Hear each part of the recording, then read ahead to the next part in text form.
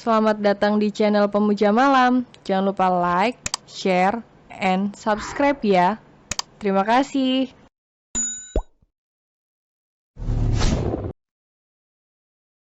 Episode 20. Aku benci dengan kata cinta. Segala sesuatu yang bukan bagian dari keluarganya tidak seharusnya dia pikirkan hal tersebut. Kecuali memang ada sesuatu hal kejahatan di depan matanya yang patut dia bantu, atau ada seseorang minta tolong padanya. Mobil Emran kembali melaju walau jalanan masih macet. Suasana di dalam mobil sudah kondusif, apalagi Atalah sudah tertidur di pangkuannya. Begitu juga dengan Emran memanfaat perjalanannya untuk memejamkan matanya sejenak dan melupakan apa yang baru saja dia lihat di salah satu tubuh wanita muda yang ada di sampingnya. Dia tidak mau ambil resiko jika bertanya kenapa punggungnya. Dia bisa menafsirkan wanita itu akan salah tangkap disangka suka dengannya, padahal hanya sekedar bertanya. 45 menit kemudian tibalah mereka di mansion.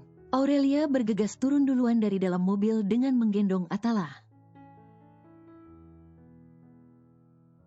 yang sudah terbangun dari tidurnya lalu disusul oleh Emran.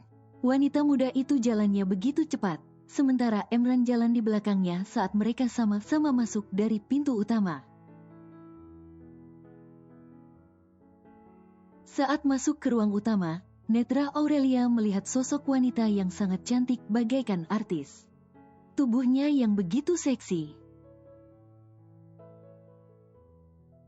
Tinggi ramping yang dibalut dengan dress model sederhana tapi sangat terlihat anggun. Belum lagi sepatu high heelsnya semakin mempercantik tungkai kaki wanita itu. Berulang kali Aurelia mengerjapkan netranya, tatapannya begitu kagum dan terpesona dengan makhluk ciptaan Allah itu. Wanita cantik itu pun tersenyum hangat lalu merentangkan kedua tangannya. Sayangku. Sapa wanita itu saat melewati dirinya, dan rupanya menghampiri pria yang ada di belakangnya. Dipeluknya dan diciumnya kedua pipi Emran dengan rasa rindu segenap hatinya, ekspresi Emran datar saat menerimanya. Momi, ucap Atalah yang mengenal wanita cantik itu. Oh, ibunya Atalah, istrinya Tuan Emran, Masya Allah cantik banget, udah kayak artis saja. Batin Aurelia masih mengaguminya. Ujung ekor matanya dibuat bergerak melihat lebih jelas sosok wanita tersebut dengan majikannya. Yang satu tampan, yang satu cantik, pasangan yang sempurna. Masih berkata batin Aurelia. Wanita cantik itu mengurai pelukannya dengan Emran, lalu menatap hangat pria itu. Sudah lama aku tidak bertemu denganmu, aku sangat merindukanmu, Kak Emran. Ucapnya. Gumam Emran lalu menepis kedua tangan wanita itu yang masih menyentuh lengannya. Melihat reaksi pria itu tampak datar dan dingin seperti biasanya. Wanita yang menggunakan dress berwarna merah itu memutar balik badan kemudian mendekati Aurelia. Halo anak Momi, Momi kangen Atalah. Sapa wanita cantik itu dengan lembutnya pada anaknya, kemudian mengecup pipi bocah kecil itu. Wanita itu ingin mengambil alih Atalah, tapi sayangnya tangan Atalah melingkar di leher Aurelia. Lalu menenggelamkan wajahnya ke pundak Aurelia. Abang, ini ada mominya kok malah ngumpetin wajahnya. Ucap Aurelia merasa tidak enak hati pada wanita cantik itu. Wanita cantik itu menghela napas kecewa, dan kini pandangannya teralihkan ke Aurelia. Sorot matanya memindai penampilan wanita muda itu. Kamu pengasuh baru? Tanya wanita itu. Iya Nyonya, saya baru bekerja beberapa hari ini, jawab Aurelia dengan sopannya. Pantas saja sepertinya tidak tahu aturan di sini ya, panggil anak saya Tuan Muda, bukan Abang. Memangnya dia anak kamu? Kak Emran ambil pengasuh baru dari yayasan mana sih? Masa anak kita dipanggil Abang? Celetuk wanita itu ketus, terlihat tidak senang hati dengan Aurelia. Wanita muda itu hanya terdiam saja. Ingin menjawabnya, tapi kedua tangan wanita itu terlihat ingin mengambil Atalah dari gendongan. Malah semakin kencang tangan mungil Atalah merangkul lehernya hingga Aurelia gelagapan. Emran yang melihat hal itu sedikit mendekat. Sudah aku bilang berulang kali Soraya, cobalah selalu dekat dengan anak kita sejak dia bayi. Makanya tidak heran jika Atalah hanya mengenalmu sebagai Momi, tapi tidak mau dekat denganmu. Dan masalah pengasuh baru mau panggil anak kita apa selama panggilannya baik, aku tidak masalah. Tegur Emran, pria itu melangkahkan kakinya menuju sofa lalu menjatuhkan dirinya ke atas sofa tersebut. Soraya mantan istri Emran, salah satu artis terkenal yang mengawali karirnya di dunia model sejak usia remaja. Kini usianya berumur 30 tahun jadi pantaslah terlihat sangat cantik. Soraya mendesah, kakinya melangkah dengan anggunnya. Makanya itu aku datang ke sini Kak Emran, aku ingin mencoba memperbaiki hubungan kita. Aku ingin kembali dekat dengan anakku, dan aku ingin rujuk denganmu, berikan aku kesempatan lagi. Sahut Soraya sembari menyusul sang mantan suami. Emran memutar malas kedua matanya, kedua tangannya dilipat ke dadanya. Kamu bilang minta kesempatan lagi, Cek. Selama 5 tahun lebih aku memberikan kesempatan, selalu bersabar dengan segala kesibukan kamu. Dan membiarkan kamu sibuk dengan dunia keartisanmu. Padahal aku bisa memberikan uang sebanyak yang kamu dapat dari dunia artismu itu.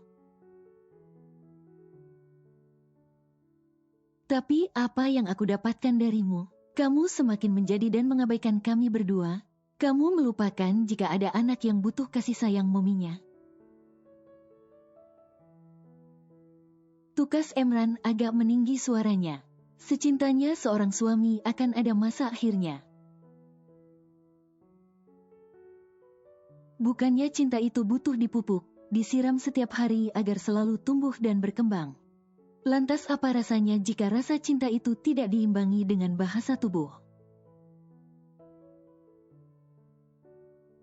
Bagaikan rumput gersang, dia hidup tapi tak ada gunanya. Tapi sejak awal kita menikah, Kak Emran sudah setuju kalau aku tetap menjalankan profesiku.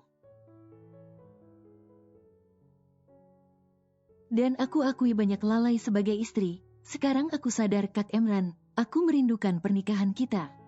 Kenapa kita tidak coba untuk rujuk? Aku masih mencintaimu, Kak Emran. Balas Soraya dengan menunjukkan wajah memelasnya. Entah kenapa mendengar suara Emran meninggi. Jantung Aurel Drake degan teringat suaminya yang sedang memukulnya dengan meninggikan suaranya. Emran masih duduk menatap Aurelia yang masih berdiri, tapi agak heran melihat wajah Aurelia tiba-tiba pucat. Bangkitlah dia dari duduknya mengabaikan ucapan Soraya dan mendekatinya. Aurel bawa Ata ke kamar, hari ini tidak sekolah biar dia istirahat. Perintah Emran tegas. Baik Tuan.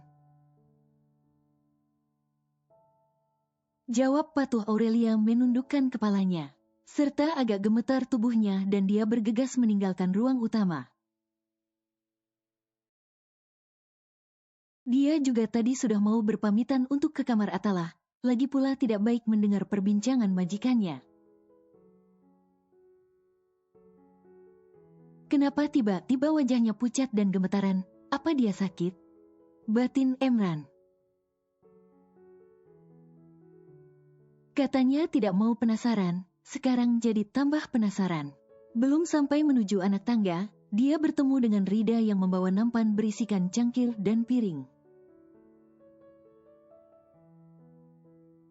"Aurel, Nyonya Soraya masih ada di depan?"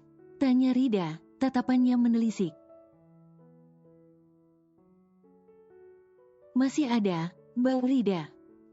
Kamu belum ganti seragamnya, cepatan ganti bajunya." "Kamu hati-hati sama Nyonya bisa kena semprot kalau pengasuh anaknya gak pakai seragam. Nanti disangkanya kamu lagi cari perhatian sama tuan besar. Tapi terserah kamu juga sih, saya hanya kasih tahu aja." tegur Rida. Aurelia tersenyum getir. "Iya Mbak Rida, saya akan ganti baju, kalau begitu permisi." Pamit Aurelia. "Siapa juga yang mau cari perhatian Tuan Emran? Aku di sini kerja cari uang. Aku juga tahu diri dan sudah punya suami. Lagi pula Tuan Emran bagaikan langit yang tak bisa dijangkau kapanpun. Aku sudah tidak mau dipusingkan perihal laki-laki. Sudah cukup rasanya hatiku sakit karena suamiku dan tak ingin terlibat tentang rasa suka atau cinta. Aku benci dengan kata cinta," batin Aurelia saat menapaki anak tangan satu persatu. "Mbak, Ata ngantuk," ucap Atalah dalam gendong Aurelia. Aurelia membelai punggung majikan kecil. "Iya bang, ini Mbak antar ke kamar ya, jadi abang bisa istirahat." Dia menarik napasnya dan juga berusaha menetralkan dirinya yang mendadak gemetaran. Perlu diketahui korban KDRT, tubuhnya akan memiliki reaksi jika melihat sebuah keadaan yang pernah dia alami. Biasanya hanya mendengar orang meninggikan suaranya, atau melihat orang dipukul. Tanpa disadari otaknya bekerja dan menghasilkan berbagai reaksi, ada yang gemetaran. Ada yang ketakutan, ada pula yang langsung menangis. Dan mereka butuh pendampingan seorang dokter psikolog atau psikiater. Agar reaksi itu tidak mengganggu kehidupan sehari-harinya. Maksud hati datang untuk merayu mantan suaminya yang selama ini dia abaikan. Ternyata Emran tidak bisa digoyahnya dengan segala bujuk rayu sang mantan istri. Walau di relung hati tak bisa dibohongi jika dirinya juga merindukan Soraya. Tapi logika dia harus tetap jalan, untuk tidak termakan rayuan maut yang biasa ditunjuk oleh Soraya. Hingga dia lupa akan kesalahan mantan istrinya. "Jika kamu ingin menjenguk anak kita silahkan, tapi jangan berharap aku mau rujuk denganmu. Dan satu lagi, jangan memaksa Atalah jika dia tidak mau dekat denganmu. Harusnya kamu belajar bagaimana cara mendekati diri pada anak, tidak langsung begitu saja." Pungkas Emran. Usai dia berbicara, pria itu bangkit dan naik ke atas untuk bersiap-siap ke kantor.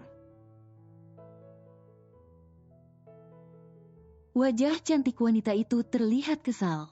"Kak Emran, kok aku ditinggalkan begitu saja? Aku belum selesai bicara denganmu." Teriak Soraya agar terdengar jelas. "Aku harus ke kantor," sahut Emran dari kejauhan. Soraya berdecak kesal. "Aku tidak boleh gagal. Aku harus bisa kembali rujuk dengan Kak Emran. Cek, seharusnya aku menolak waktu itu diceraikan. Gara-gara bercerai dengan Kak Emran malah job sepi. Sepertinya aku harus cari cara lain agar Kak Emran mau kembali padaku. Tapi apa ya?" Gumam Soraya sendiri, sembari melihat lantai 2. Emran yang sudah di lantai 2 sebelum masuk ke dalam kamarnya. Sejenak netranya terhenti melihat daun pintu kamar anaknya, dan memutuskan untuk mengecek keadaan anaknya. Terdengarlah dengan merdu senandung solawat saat Aurelia menidurkan Atalah di atas ranjang. Netra bocah kecil itu tampak mulai riap-riap terbuai dengan suara Aurelia.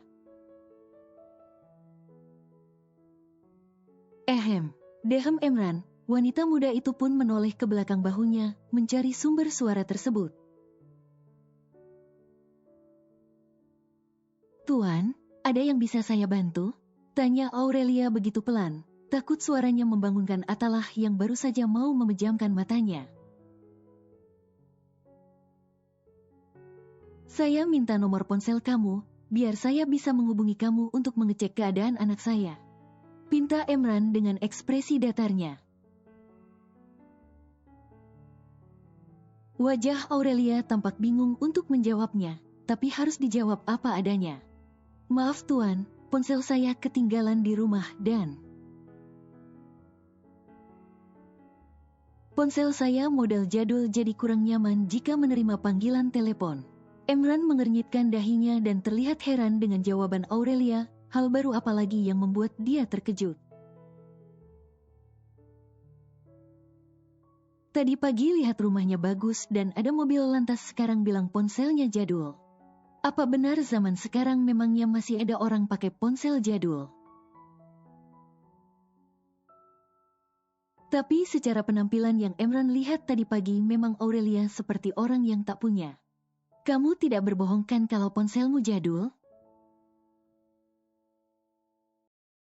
tanya Emran masih menyelidik netranya. Wanita muda itu sedikit mengangkat wajahnya, dan terlihat agak sungkan menatap tuannya yang masih berdiri di hadapannya. Sementara dia duduk di tepi ranjang, karena masih mengusap punggung Atalah. "Buat apa saya berbohong tuan, kalau kebetulan saya bawa akan saya tunjukkan," jawab Aurelia begitu pelan dan ada rasa takutnya. Pria itu menghela napas panjangnya, tapi masih menatap wajah Aurelia yang kini kembali menatap putranya. "Kalau kamu kelelahan bisa ikutan istirahat saat anak saya tidur." Aurelia kembali menolehkan wajahnya agak tercengang dengan kata-kata tuannya barusan. Ya, walau dia tidak terlalu masuk ke dalam hati, tapi tak menyangka jika pria dingin itu perhatian juga dengan karyawannya. "Terima kasih tuan," jawab singkat Aurelia. Pria itu melangkah maju ke depan mendekati ranjang Atalah. Melihat pergerakan tuannya itu, Aurelia menggeser dirinya. Emran mengusap rambut putranya dan mengecup kening Atalah. "Saya minta kamu selalu memantau anak saya walau dia bersama mominya," pinta Emran. "Baik tuan," jawab patuh Aurelia. Waktu terus bergulir dari menit menjadi jam, setiap orang sudah kembali ke aktivitasnya masing-masing. Emran sudah kembali sibuk dengan pekerjaannya di kantor. Sementara itu Soraya memilih kembali ke kantor agensinya ketimbang menemui anaknya di kamar. Sedangkan Aurelia sibuk mengurus majikan kecilnya. Lantas bagaimana dengan keadaan Davi? Hari ini dia izin tidak berangkat kerja, karena masih menemani kedua orang tuanya serta mertuanya yang masih berada di rumahnya. Sedangkan Faisa dipaksa oleh Davi untuk masuk kerja dan tidak perlu beralasan ingin menemani dirinya di rumah. Yang ada akan menambah kecurigaan keluarganya saja. Sebenarnya Davi juga tidak betah di rumah karena Bu Hana tidak henti-hentinya memberikan ceramah. Agar rumah tangganya harmonis dan jauh dari kata selingkuh dan pelakor. Setiap ucapan Bu Hana masuk telinga kanan lalu keluar dari telinga kirinya. Hanya wajah kepura-puraannya saja yang ditunjukkan oleh Davi serta kata iya. Sore hari pun tiba, sebentar lagi jam pulang kerja karyawan. Dari balik kaca coffee shop, Faisa melihat sosok Emran bersama Adam, asisten pribadinya yang baru saja masuk ke dalam lobi. Lirikan Faisa sangat maut ketika menatap sang pemilik perusahaan. Dengan terburu-buru dia mengambil cup kopi yang baru dibuat oleh rekan kerjanya. Kemudian merapikan anak rambutnya lewat pantulan cermin. Lalu langkah kakinya bergegas keluar dari coffee shop. Bersambung.